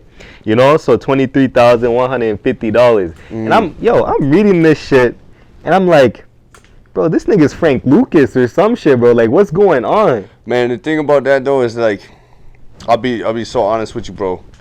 They jump it all in together, so that it's like, one guy lost one car, one guy lose another car, one guy lose a third car. They just like put it all, and because I'm like the guy from Edmonton, they're like, oh, everything is his. You know what I mean? Okay. So it's like, even like the cars I lost 3 cars out of that. You know what I'm saying? So it's like, man, it's just crazy the way they word it and the way they do that shit. Yo, my nigga, the way they worded it, they made you sound worse than Satan. You know what I'm saying? They just said, there's another one here, my bad. Let me just finish this list.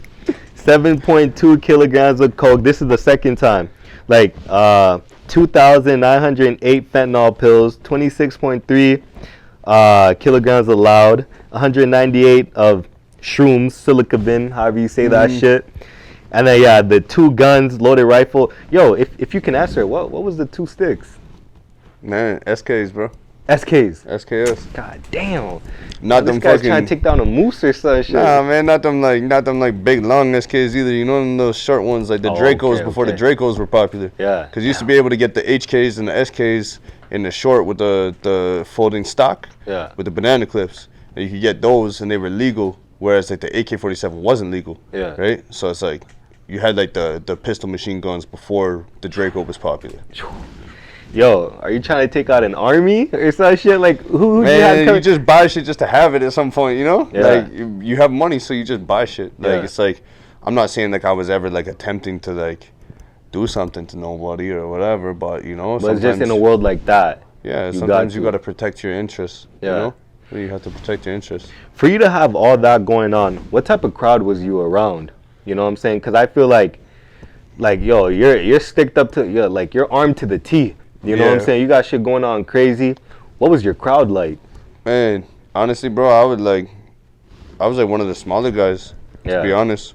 But we were just like, we were all just getting money, bro. Everybody just wanted to get money. It's like when bodies start popping up, it's like that's when your money stops. And that's exactly what happened to us is, you know, a couple things happened and money got shut down. Because they didn't want to throw down the road no more. Yeah. You know? The violence, you don't want to mix the money and the violence. I was brought up by a lot of guys that were like good with money. So like they taught me like if you're good with money, you're gonna be all right. Yeah. But if you don't learn how to make this money work for you, it's not gonna be good. Violence isn't the answer. And it seems like a lot of kids nowadays, they're not worried about like when I was younger, it was like who got the most money. Yeah. If I got 100K and you got 200, I want to get another 100K. Yeah. But now it's like, who's got the most bodies? And Damn, kids yeah. want to shoot. I got 3 bodies, you got 5 bodies. I want to get 2 more bodies. And Yo, they don't even care. They don't Young even boy, care who young it boy is. even said, this guy said, you're not a man until you kill someone. And I'm like, yo, what type of fucked up mindset? I'm not even gonna say. I it's feel because bad for guys that think that like that for real. Cause it's like, bro, I'm not even gonna blame it on where you're from. It's like how you know that's not good, and that's still the mindset you have. And he said that with his 2 kids in the car, or at the time, he had the Young 2 boy's kids. still a kid though. Yeah. Young boy's still a kid. Yeah. What is he, like 19? Oh no, I 20? think I'm 23. I think he's like 22. Or Oh. like he's younger than me. But I he know came that. up like his first hit song when he was like 16. Oh, did he? Yeah. Okay, nah. Then I He think never he even just hit 20. he never even got to be a man, bro. Like Yeah. he doesn't even know what a man is. Like he's a man in the sense that he provides for his family, but he's not a man in the sense that like he ever like was able to just like go through life experiences privately and learn and grow from it. You know, because nobody, bro. If you're the kind of person that's like you're not a man until you kill somebody, I don't even want you around me, bro. I don't want you around me.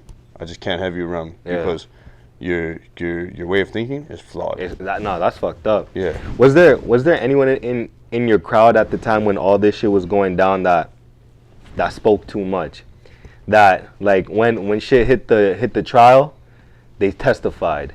No. Nothing like that. Everybody held solid. It was. We got long sentences too. My brother got 10 years. Damn. My other homeboy got 10 years with him on the case for the body.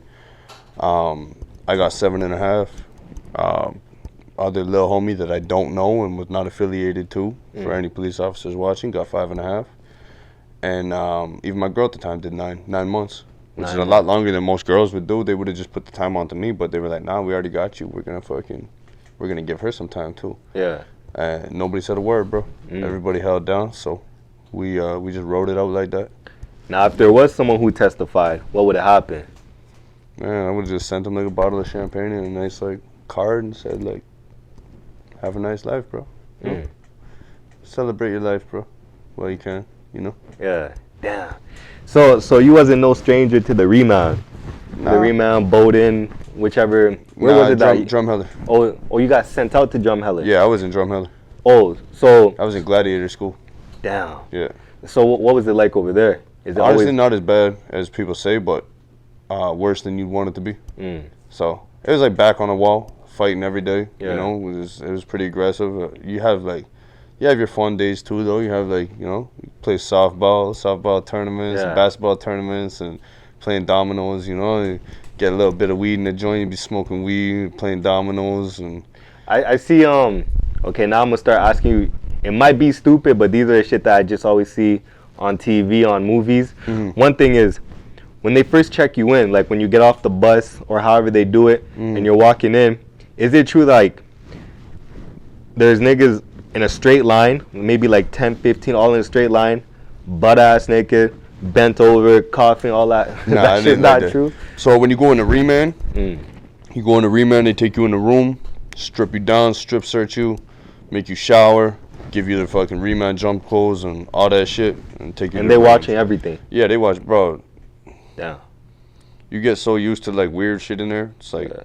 like for real, like I could be like looking at you right now, just taking a shit, just like staring you straight in the eyes. Yeah. Cause I had like full on conversations with my roommates taking a shit. Cause it's like I've been in there for fucking 5 years, bro. Like I don't give a fuck, bro. I'm over here taking a shit. We just talking about like playing dominoes later and shit. Like it's like that's just like weird shit you get used to. You just get used to like guards being like, okay, drop your pants. You gotta like turn around, bend over, let them Damn. strip search you, do weird shit. Yo, that jail shit's not for me, bro. It's different, bro. Yeah. It takes away like the first few times it happens. It takes away like this sense of like security in your life, and then you get used to it the same way you get used to anything.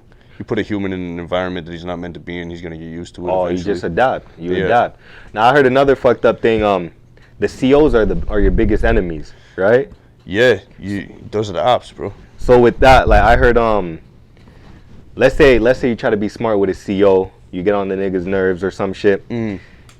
They pull you out, bring you into the like blind spot of the camera, and give you ones, 5-on-1, 6-on-1. They jump you. They don't even do the blind spot half the time, bro. When they do it straight in front of- they'll cuff your hand behind your back. 3 of them beat your ass while your hands are cuffed and shit. Damn. Yeah, it's different like that. And Actually, you know what? One time I'll tell you a story though. There was a CO that was about our age, and my little homie's a couple years younger than us. We're in a remand, and he said something to my little homie. My little homie said something back, and the guy was like, yeah, okay, I'll see you later. Whatever. The CO said that to my little homie, you know. And my little homie's like, you're a bitch, bro. He's like, go take your badge off, call him lunchtime, come to my cell, knock on the door, I'll let you in, we gonna fight. We gonna heads up, squabble. And the CO's like, yeah? And my little homie's like, yeah, I'll beat your ass, bro. He's like, okay, cool. Lunchtime goes, it's just the 2 guards on, it's him and his partner. He takes his badge off, takes his radio off, leaves it on the desk, comes out.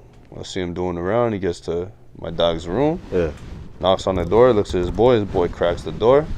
Guard goes in, one-on-ones with my boy beat his ass, bro. My boy beat his ass, and he came back out, got the bloody nose, he went to the bathroom, cleaned up, put his badge back on, put his fucking radio back on, pretending nothing never happened. Damn. Yeah, he gave him the one-on-one, he gave him the heads up on And it. it was fair too. None Yeah, of it was that fair, jumping everything. and shit. Yeah, it was fair, and he never even got beat later. So that was like one of the more solid things I seen a guard do. Yeah.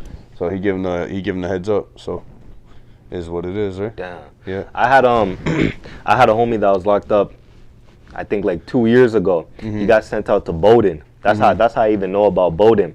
And I don't know if it's the same where you was at, but Bowdoin like a country club, bro. is it? Yeah, compared to where I was at. But you know what? Here's the thing. There's still bad man in Bowdoin. It's just the rules make it hard to be a bad man there. Because you start acting like a bad man in Bowdoin, you're gonna send your ass to the max. Because it's a sanctuary prison, so they send a lot of like sex offenders and shit like that to Bowdoin. So they make the rules harder, where it's like you get in a fight and you squabble with like a sex offender. You might not even know the man's a sex offender. You throw one punch at one of them guys, you're going to the max. Yeah. So a lot of them guys just like kind of settle down a little bit. You know, they're not like they're just there to do their time and shit. There's not as much like just random violence in Bowdoin. Yeah. Right? But federal prison is federal prison. Yeah. It's hard wherever you go. But so tell me if you ever ran into this. So when he was locked up, so the group of guys he was with had some issue. Like the main groups of guys that he was with had some issue with some other guys on the other side, right?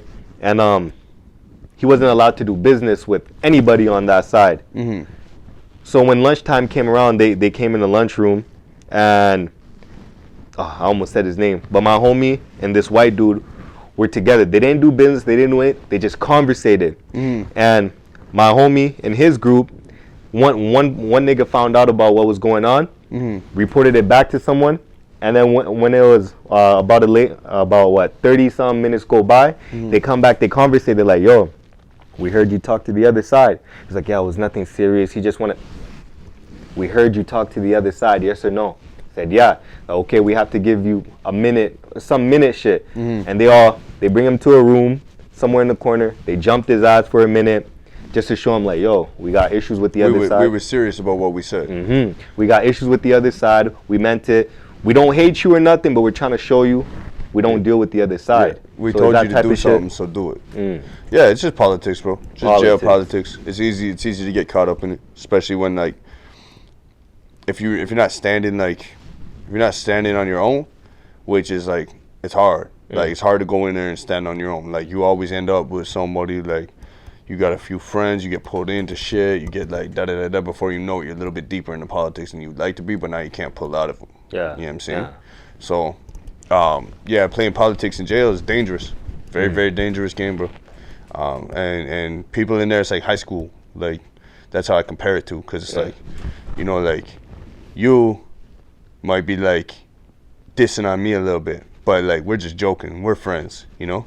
And then my dog come over here, and he's in my ear like, yo, you gonna let that man diss on you like that? You gonna let that pussy get at you like that? Yep. And then before you know it, you're walking out the shower and I'm hitting you upside the head with a tuna can and a sock because my boy over here made me feel like a bitch. So now I'm doing that to you. And now your boy over there, he not gonna let that slide. So he doing something to me. Yeah. So now before you know it, the whole jail under tension, everything's locked down. We're all in the infirmary or man got stabbed or whatever it is, and it's all based on the one man here that's like Just gonna make him shit. look, you know? Yeah. Exactly. So it's like high school out there, bro. And it's just like it goes very south very fast. Yeah. When it does. So in total, how many years have you like in and out included? How many, if you was to add that all up into a year, you know what I'm saying? How long would you say you Did about 5.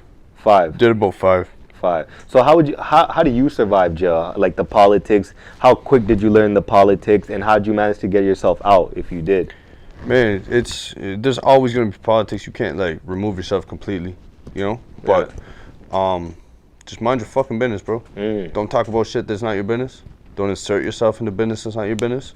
Stand on your business. So if you say something, stand on it. And that's it. Just be real, bro. Because it's like people that try and play both sides and try and like oh, I heard this or I heard that or I heard this man say this or da-da-da-da. All that gossiping, bro, that's female trait. You don't want to do that in there because that shit gonna get you fucked up, you know? Just be real about your shit. Just this is what it is, and if you don't want no part of no politics, bro, just stand on that and speak on that. But just make sure you do what you say you're gonna do.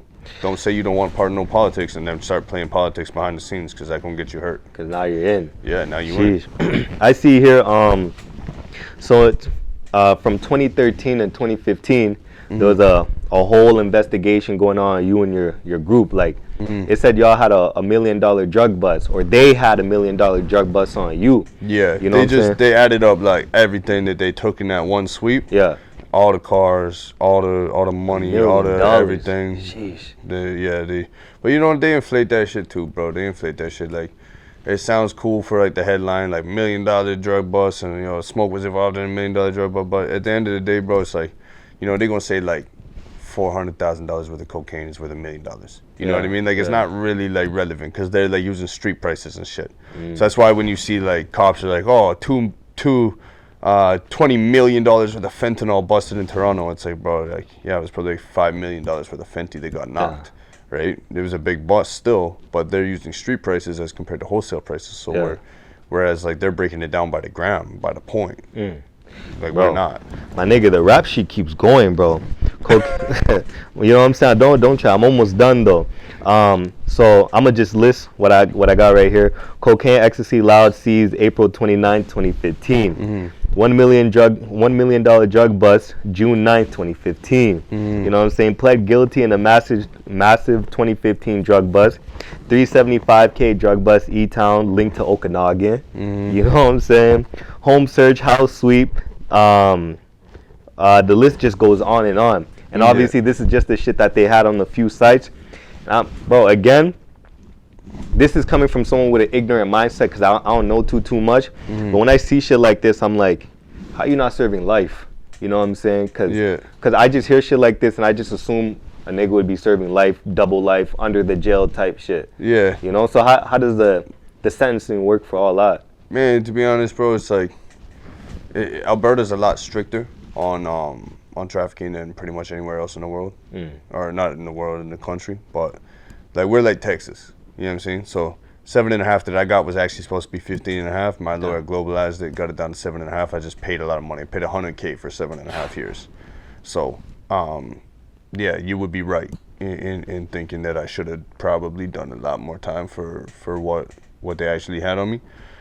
But man, violence is what they really want, and they weren't really like capable of pitting any violence to me. They had a couple charges on me that just didn't stick, and without the violence, they really can't use the gang statutes or the organized crime statutes against me. So that's kind of how I escaped on a little bit lighter time as well. You know? And also, like, basically overall, that was just like the main things that just like got my attention that I wrote down.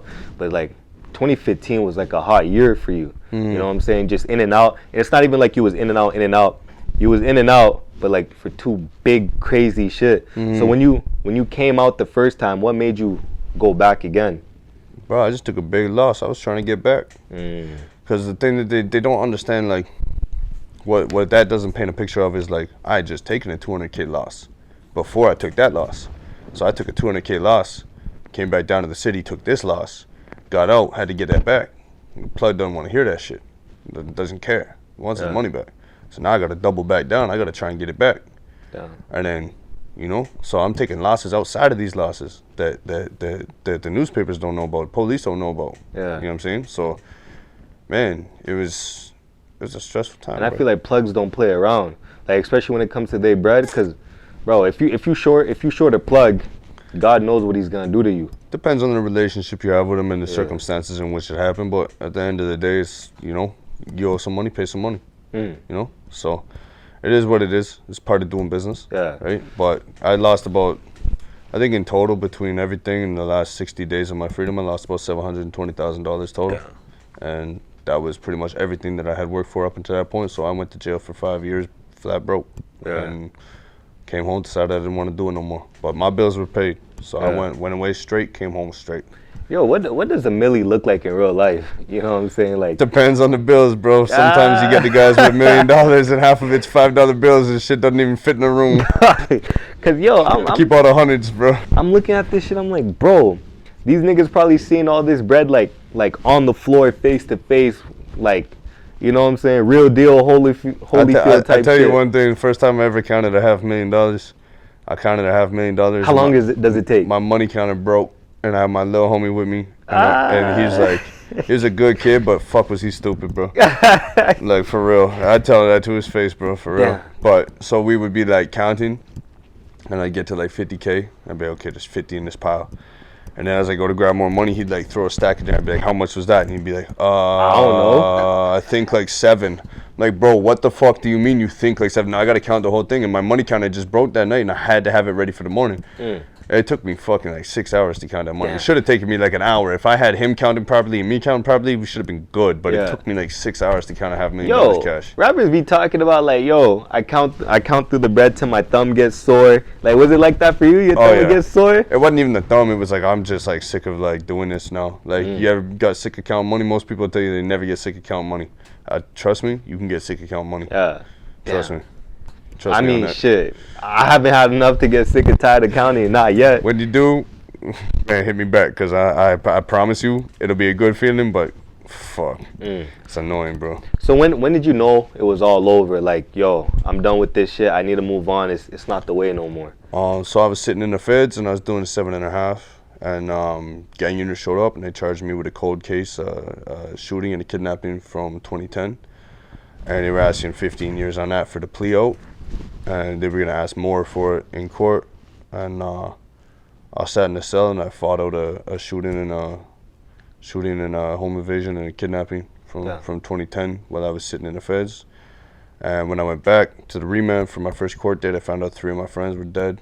I didn't even know, because I've been gone for 3 years. I didn't know they died. How long they been dead when you found out? One of them just died recently, like the week before, and then the other 2 had been. BG got shot out front of dance like 6 months before that, and then my dog O got his head lifted on a move a few months before that. So like it was pretty rough, bro. I went back there to fight a swap out, and while I was already sitting on the case, found out 3 of my dogs were dead. So that was kind of like, when I beat that case, it was like Allah told me, you know, don't fuck this up.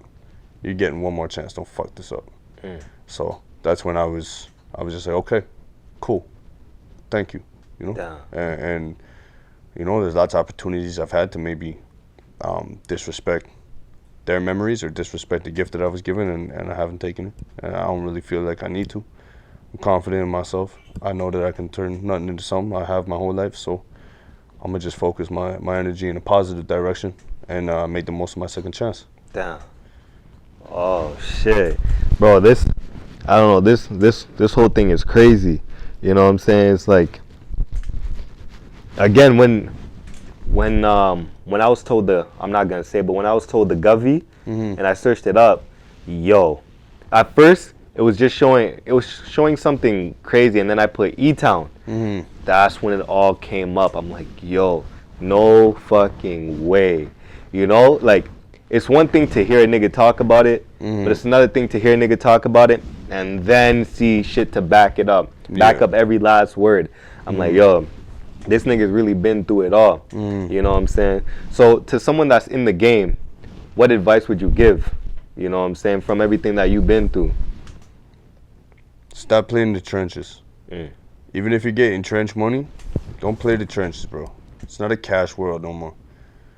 Get an LLC, get your money clean, buy businesses. Turnkey businesses are easy enough. Car washes, cash businesses, shit that you can use to kind of get that money out there. And just keep elevating, bro. Stop hanging around with just drug dealers. Stop hanging around with dudes that are just shooters. Put yourself on a level where you can learn something from some people, and get your money and get the fuck out, bro. This shit ain't forever. I have a homie that's kind of into it. You know what I'm saying? It's like, you can't tell him anything. You know what I'm saying? If the sky's red, if he says the sky's red, bro, the sky's red until he passes. Like, the sky's forever red. You know, and it's just, and I always think to myself, like, bro, we seen the outcome. Go on TV, search up anybody. You seen the outcome of what they gone through. You know, the nigga likes watching Narcos. You seen Pablo. It's like seeing the Frank Lucas movie. You seen what happened to Frank, and that's just the beginning. And it's just it's like the same result for everybody, bro. It's always the same. Yeah, the bread looks good. You obviously can't make this bread from a 9 to 5, being a business owner. No matter how you look at it, you can't ever make this bread anywhere else. But at the end of the day, God forbid, but if something happens to you, you can't bring it with you. You know what I'm saying? Something will happen with you. There's only one guarantee we have in this life, and it's that you will not live forever. That's it. Yo, and I hate the thought of that shit. You know what I'm saying? It's just crazy. But what can you do? We live in a fucked up world. People make fucked up decisions. It comes with the things that you're given. But at the end of the day, I feel, and again, I haven't been through it, but I feel as though no matter how bad of a decision or life throws to you, you still at the end of the day have the decision on what you want to do. You know what I'm saying? Let me tell you right now, bro, it's like, circumstances are circumstances, but accountability is everything. We can make the most out of our circumstances, but at some point, you have to be accountable for your actions, right? So if you have made a certain amount of money and you've come from this level to this level now, but you don't want to like really cross over into that tax bracket, you don't really want to pay taxes, you don't really want to buy businesses, you don't want to do that, you just want to stay in the trenches. You overstayed your welcome, bro. You overstayed your welcome because the trenches don't love nobody. It's open war down here. So I don't know why you want to stay down here where it's open war when you could have gone somewhere else. Those are your actions. You're accountable for your actions. And it's crazy too, because the dreams he had were realistic. And not to say any dream is unrealistic, but like he was working well to it. But it's just he got the first. What do they say? They always say the first hit of any drug is you'll never get that feeling again. And I guess he got the first hit, like he got a big bag, and it's just like, yo, the amount that I got from this bag right here, I get in like 8 months working at this job. Let me tell you this though, it's not the money, bro. It's the money, but it's not the money. Like, it's deeper than the money. Because when you have money, you walk into stores, they treat you better. You walk into restaurants, they treat you better. You see a pretty girl, she treats you better. You go somewhere, they put out champagne flutes for you while you're shopping. Did they do that in fucking Walmart? They don't do that in Walmart, right? So it's not the money. It's what the money buys you. The money buys you a feeling of superiority. It buys you the feeling of power. So when you go to the VIP, right?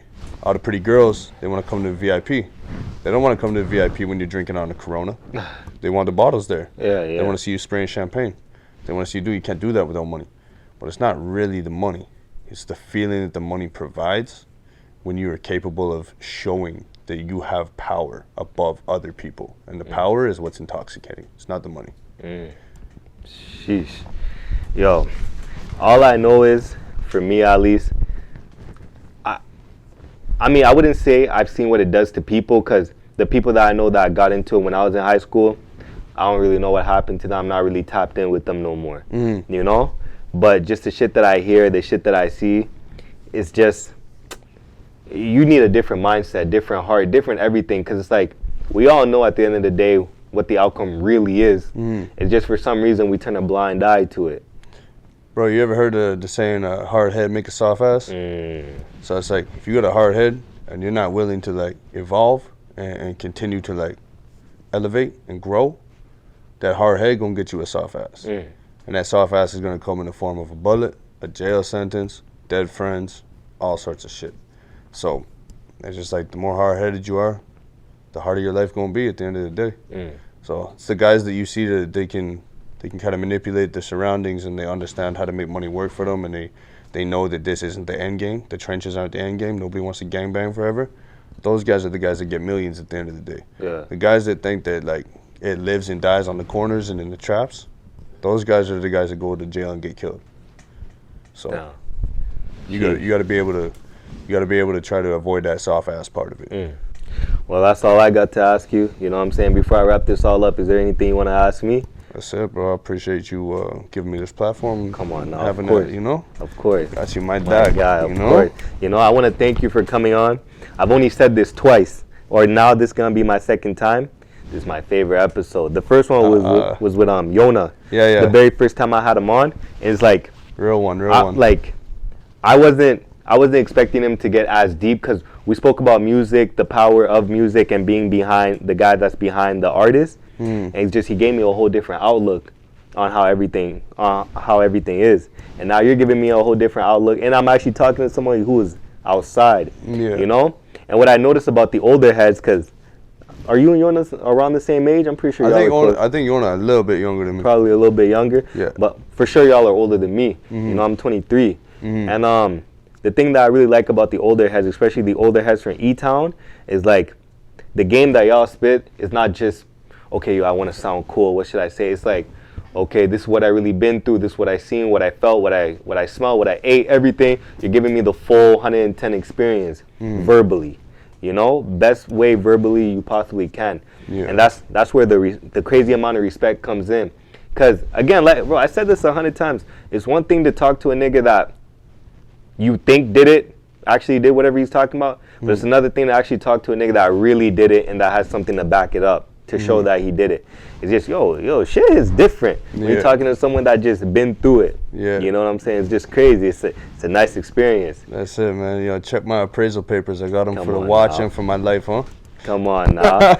Yo, but you know, I wanna have you back on in the future, maybe like 6 months from now. But this time when I have you on, I really want to keep it just about music and your business. This, I wanted to dive in on what like that type of lifestyle was. Obviously music and the other stuff, but this is like, damn, yo, what happened? Yo, did the cop really shoot you? You know what I'm saying? Shit like that. But next time I have you on, we're gonna keep it strictly about like your current business. Nothing that could fuck around and get brought up in the future type shit. We don't talk about no open cases, bro. That's of course it. not. I talk about the past, but I don't talk about no open cases, you know? That's why, you know what I'm saying, I had to ask you a few things before we started all this. But yo, I want to thank you for coming on. Is there any final things you want to say? That's it, man. Just shout out my dog DBX2, Blitz, Shot, Kicks, Dow Jones, everybody that been rocking with me for real, Da Vinci, CDB, you know, all the dogs. We're outside, you know, DZ. Everybody from the city, they're really like putting on for the city and just doing things the way they're supposed to do. Money Mitch, we need more fucking music from you, Come bro. on now. Come on now. You know, that's it, bro. All the real ones stay lit. Let's go, baby. Okay, it's your boy Convo and Marlo. 7 Side Smoke, you know what it is. And I'm out.